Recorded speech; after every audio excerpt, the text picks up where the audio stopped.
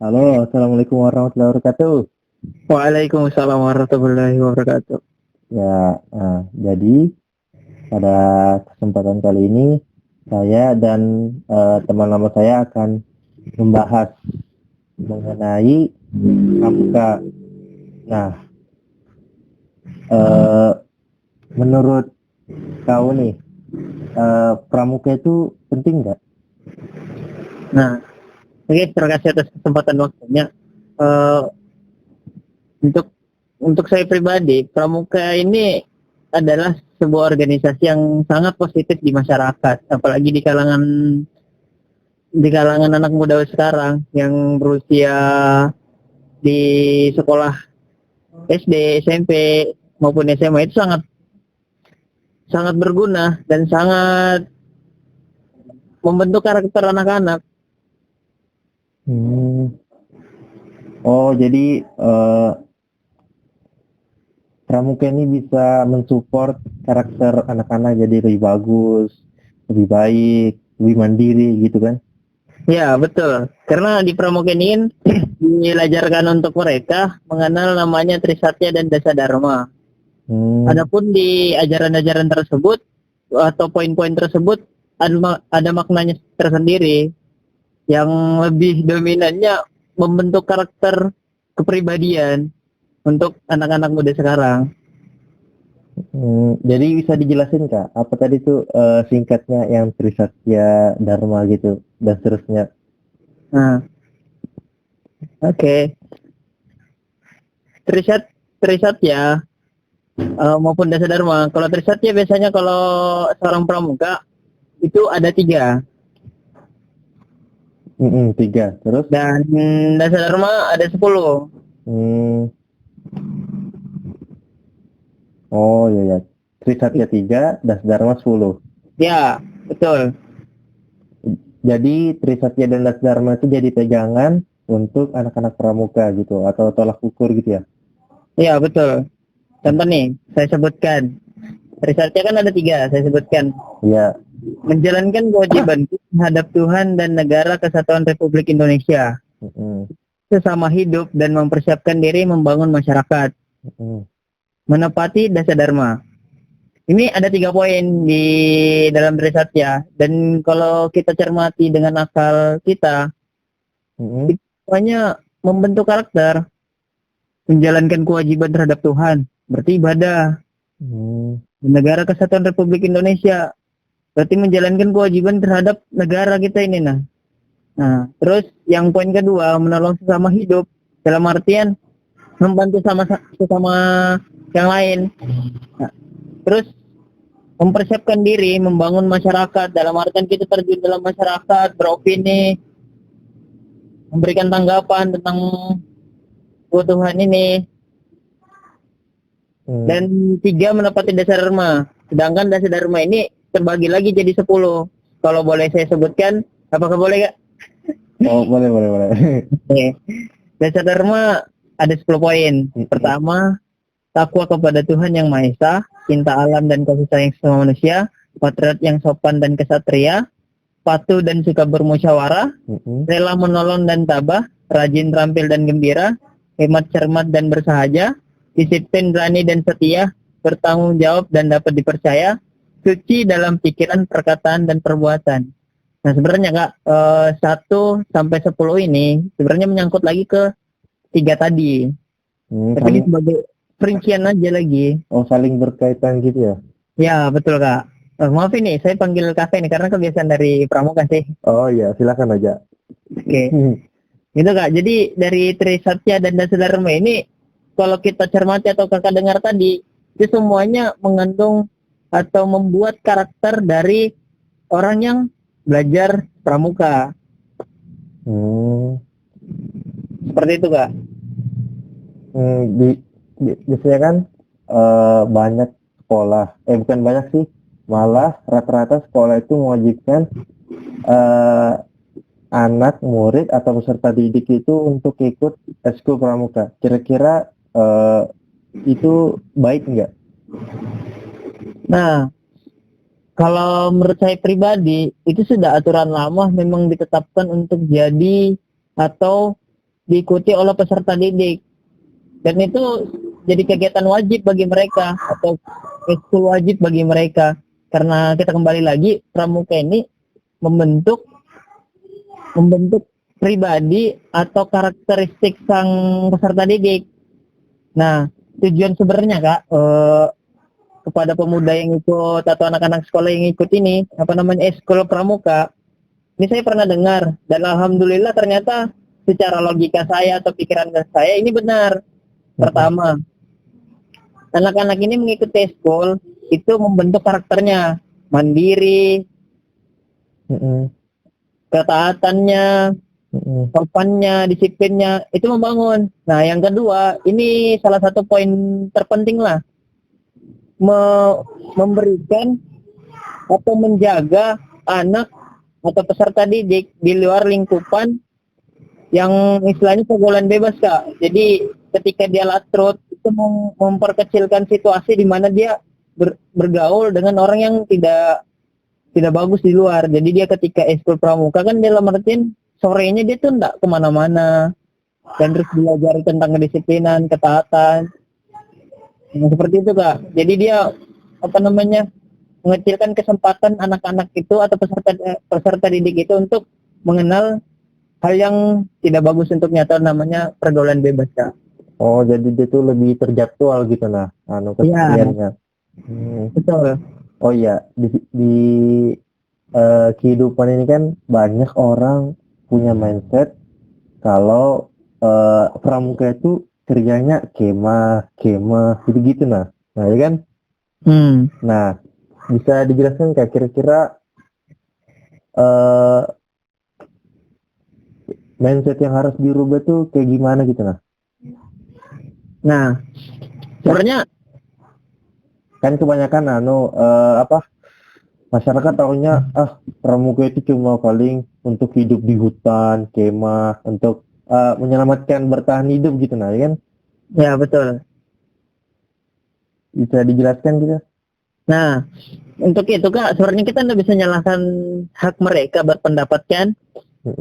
Nah, tapi saran kami sebagai seorang pramuka, dan saya juga alhamdulillah sampai sekarang pramuka. Nah, saran kami pasti mungkin pernah dengar, sebelum berpendapat, sebelum mengkritik, silahkan coba dulu.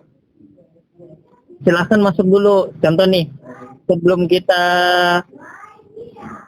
menilai makanan orang atau masakan dari seseorang, kita harus nyicipi dulu. Seperti Master Chef, ya kan? Ya. Nah, sebenarnya mereka tidak salah kalau beranggapan oke lah, anak pramuka itu taunya kemah, panas-panasan, begini dan begitu, taunya di alam. Nah, mereka nggak salah karena memang kami melakukan hal itu. Kami berkemah, kami menjelajah hutan, kami belajar tentang bikin pioneering. Mereka nggak salah karena mereka melihat hanya aspek pandangan mata gitu, nah, tidak mengalami secara langsung. Nah, kalau saya pribadi, cara menghilangkan opini tersebut, cara mindset pandangan tersebut, ya silakan join di pramuka, rasakan dulu. Setelah itu silakan berkomentar. Kalau kakak dapatnya ya ternyata memang pramuka itu jelek, ya kakak nggak salah karena kakak sudah merasakan. Nah, seperti itu. Oh, bisa diceritakan suka dukanya ikut pramuka itu apa, dari segi senangnya, nggak senangnya kayak gitu. Nah, kalau sedih dan senangnya sebenarnya sangat banyak Kak, sangat banyak.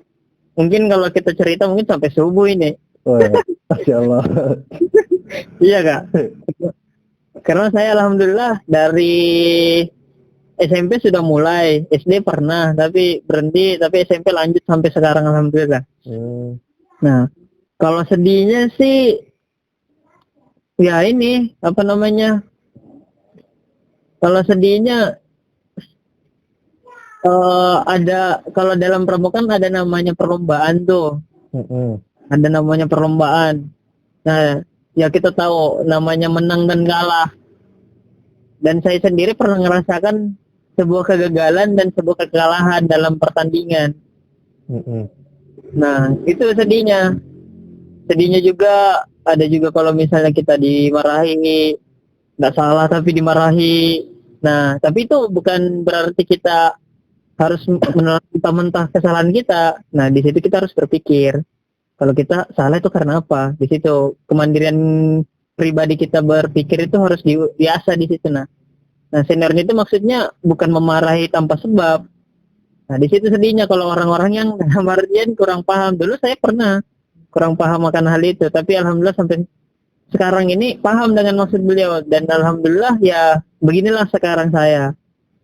Nah, kalau bahagianya Kak untuk pramuka bisa dibilang banyak orang yang pengen kayak saya, dalam artian pernah ngikuti kegiatan nasional. Alhamdulillah kemarin 2017 saya pergi ke Jakarta Gratis. Timur, Cibubur, kemah nasional di sana, ketemu 36.000 orang. Masya Allah banyaknya. Nah, iya, seperti itu senangnya. Dan itu pun bukan hanya saya merasakan, orang-orang lain merasakan 36 orang tersebut. Dan saya pulang juga tidak bersombong diri. Pengen mereka yang ngerasakan gitu Percuma saya ceritakan tapi mereka ngerasakan gitu Nah, itu kalau kebahagiaannya sih banyak Kak, kegiatan menang bersama, latrot, sangat banyak kalau diceritakan Kak. Oh, jadi banyak kesenangannya lah kalau itu pramuka ini. Tidak Ya, seperti yang dibayangkan orang. iya betul Kak. Cuma panas-panasan, Nah, kotor-kotoran. iya Kak. Jadi saya mau tanya mengenai pendapat kakak nih, yang mengenai kalau biasanya kan ada itu kalau kita pelantikan digojlok gitu. Nah, ada kan? Ya ada Kak. Nah, menurut kakak gimana itu yang digojlok itu? Apakah Nah, itu memiliki dampak positif, lebih dampak positif atau dampak negatif? Kan sampai ada yang disuruh ini itulah berenang di peceran lah kadang ya kan. Nah, yang istilahnya itu di luar manusiawi lah. Nah, itu gimana tuh? nah kalau saya Kak sebenarnya ada sepakat, ada yang tidak sepakat. Nah, kalau yang sepakatnya dengan arti pengojlokan itu sebenarnya kata pengojlokan mungkin orang sudah dengar itu sebagai bentuk kasar gitu Nah, yang sepakatnya saya itu disebut pengkaderan. Oh, Tapi pengkaderan. ya dalam artian pengkaderan itu yang bagaimana sih yang seharusnya. Nah, yang sudah saya terapkan pengkaderan itu menghilangkan yang dalam artian menghilangkan ini tindak yang ketidak kemanusiawian. Jadi kayak main sistem pukul itu saya tidak setuju. Nah, yang saya pahami pengkaderan itu adalah di mana kita mendidik seseorang yang mindsetnya contohnya dia pernah pramuka di SMP. Nah, ketika dia masuk di SMA, nah di situ kita kader. Ya, tadi ada pasti pengkaderan itu terjadi di malam hari, dan itu pun kami tetap harus izin sama pendamping kami, pembina kami atau guru-guru yang lain kalau ada agenda malam ini. Agendanya pengkaderan. Kami harus jelaskan juga begini.